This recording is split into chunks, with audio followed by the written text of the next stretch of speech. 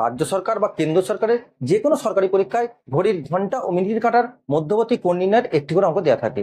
এই জাতীয় অঙ্কগুলির দ্রুত সমাধান তোমরা কিভাবে নির্ণয় করবে তা আজ আলোচনা করবো।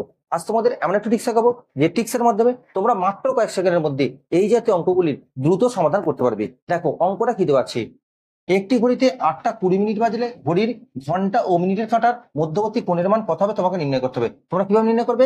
এই জাতীয় অঙ্কগুলো করার জন্য একটা সূত্র মনে রাখবে। সূত্রটা কি না 11m মাইনাস অফ 60h/2, যেখানে এম হচ্ছে মিনিটের কাঁটা এবং এইচ হচ্ছে ঘন্টার কাঁটা। এবার তোমরা যদি এটা ক্যালকুলেশন করো 11 ইন্টু এম মিনিটের কাঁটা কত ছিল 20, সেটা লেখো, মাইনাস 60 ইন্টু এইচ অর্থাৎ ঘন্টার কাঁটা কত ছিল 8, সেটা তোমরা লিখে নাও এবং পুরো ক্যালকুলেশনটাকে তোমরা 2 দিয়ে ভাগ করে নাও। এটা ক্যালকুলেশন করলে কত পাচ্ছ? 11 2 22 অর্থাৎ 220 মাইনাস 6 আসছে 48 480/2। এটা বিয়োগ করলে কত পাচ্ছ না মাইনাস 260/2। এটা ক্যালকুলেশন করলে কত আসছে না মাইনাস 130 ডিগ্রি।